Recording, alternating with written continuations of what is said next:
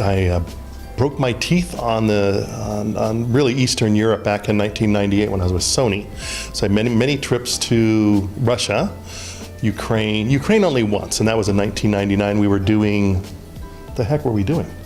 Dating game, or a blind date. Blind date. Yeah. So we were doing, yeah, that's right.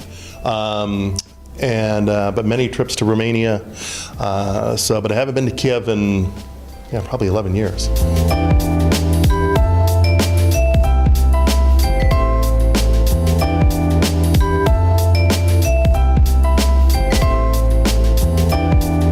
I think in the U.S. at least, which is interesting, listening to the panel earlier, talking about the focus was making Ukraine a global player, and everybody's list says, oh, but we're never going to be the U.K. or the U.S. And it's like, the U.S. has only been a global format player in about the last 6 years. They really weren't before. They're still a large importer, but certainly the U.S. market, their format is they supersize everything. It's got to be big studio, big everything, big. Like big cars. Yeah, big cars, everything big lanes, big food, big people. But I think, we're actually in production here in the Ukraine on one of our shows that we found in Romania called Miss Country Girl, and we just got some notes back from the producer who was consulting here. And what he found interesting was, one, it was 3 times the production that they did in Romania. So the production value is higher here. But he said what was interesting, just the feel of the show, that there cannot be any sadness or tears. So that's supposed to be here in Eastern Europe, or I guess at least with Ukraine, we can label it. They want some positive messages. They don't want sad, teary-eyed shows. And I know in Asia that's the case too, especially in China. They want the feel-good, aspirational shows.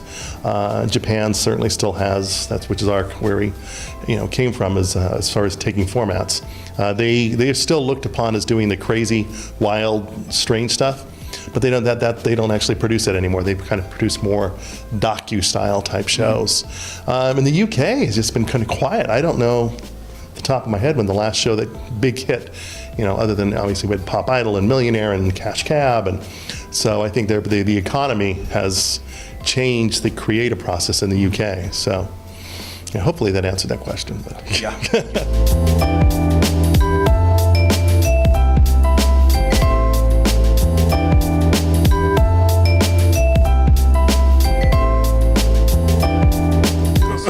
We have the one that's in production now with 1+1, the Miss Country Girl from Romania.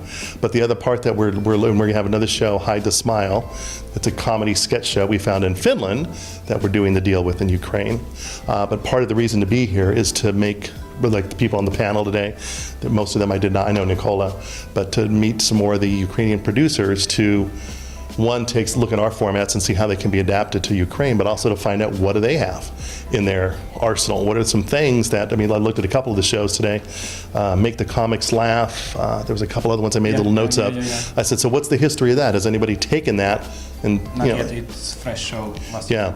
Okay. This and last year's. There was another one I wrote down to go, well, that's something, just in that brief little montage you guys showed this morning. So, well, that's something we should talk to them about. Because one of the things we do with Nippon, the broadcaster in Japan, we got that business because of when I was at Sony Finding Dragon's Den.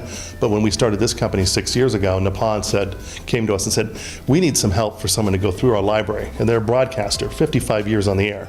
And they said, we need somebody to go through this library and figure out what are shows that can be adapted. Pick the most. Yeah, so it's in Japanese shows, certainly for every Dragon's Den or Silent Library that I find, you go through 200 other shows of a game show with contestants dressed in monkey suits, and you kind of go, I don't know if that's going to transcend and translate internationally.